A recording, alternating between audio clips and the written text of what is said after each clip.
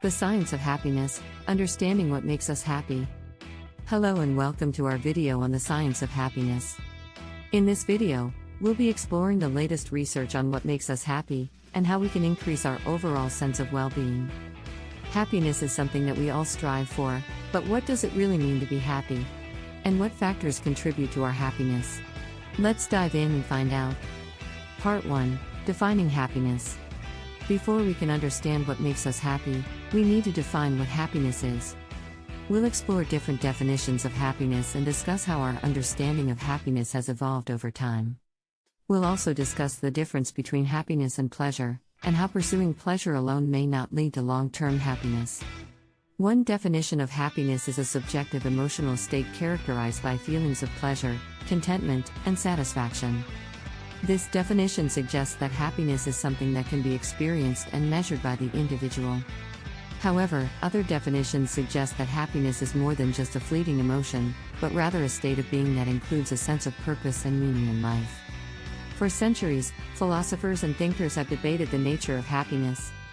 Aristotle, for example, argued that happiness is the ultimate goal of human existence and that it is achieved through living a life of virtue and fulfilling one's potential.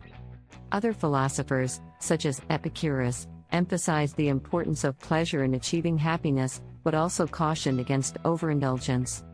In more recent times, the field of positive psychology has emerged, focusing on the study of human flourishing and well-being.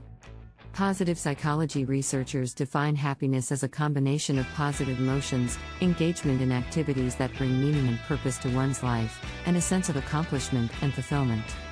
It's also important to distinguish between happiness and pleasure. Pleasure is a temporary feeling of enjoyment that can be obtained from external stimuli such as food, sex, or entertainment.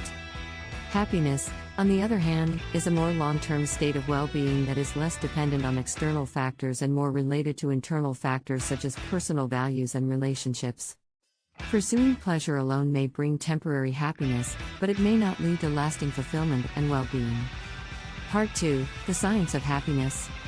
Next, we'll dive into the latest research in psychology and neuroscience on the science of happiness. We'll discuss the role of neurotransmitters like dopamine and serotonin in our experience of happiness, as well as the importance of positive emotions like gratitude, compassion, and joy. We'll also explore the concept of the happiness set point, and how our baseline level of happiness can be influenced by genetics, environment, and personal experiences. Additionally, we'll discuss the relationship between happiness and well-being, including physical health, mental health, and social connections.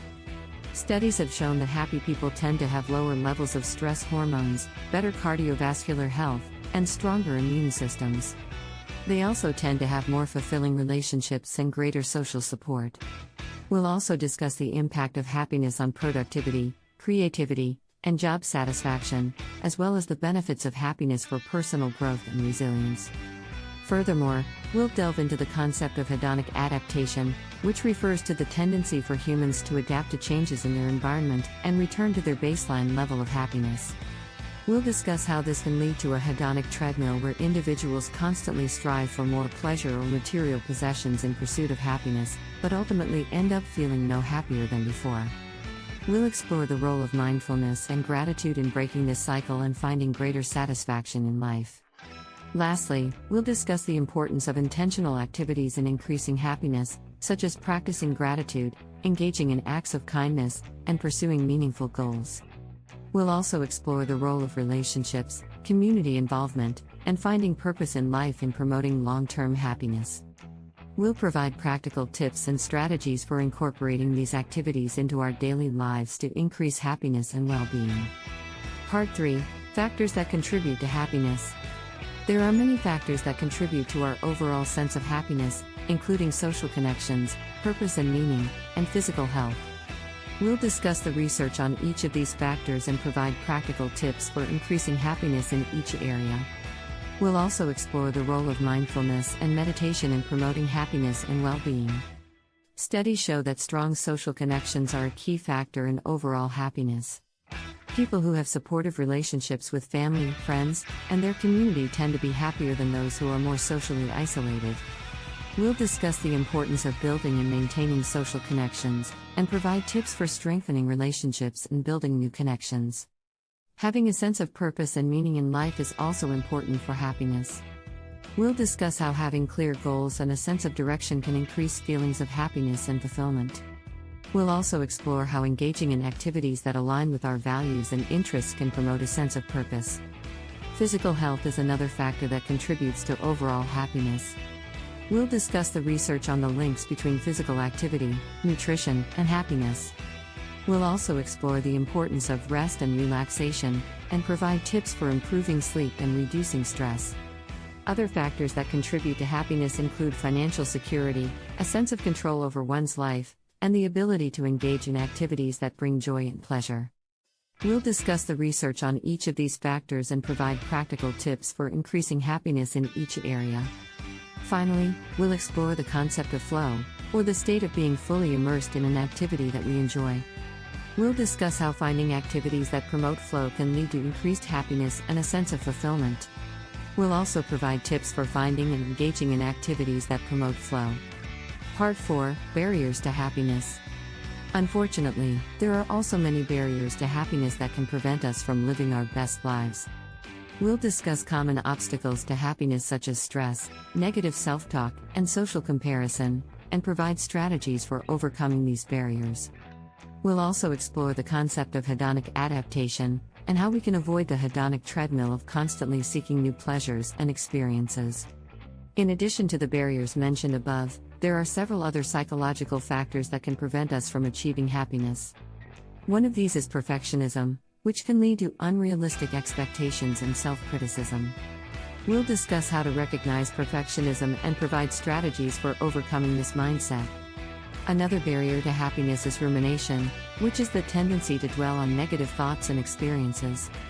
We'll explore how rumination can contribute to depression and anxiety, and provide practical tips for breaking the cycle of negative thinking.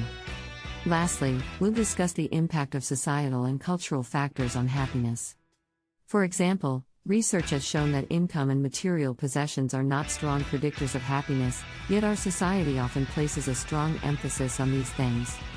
We'll also discuss how cultural values and beliefs can influence our sense of well-being and provide tips for aligning our values with our personal goals and aspirations.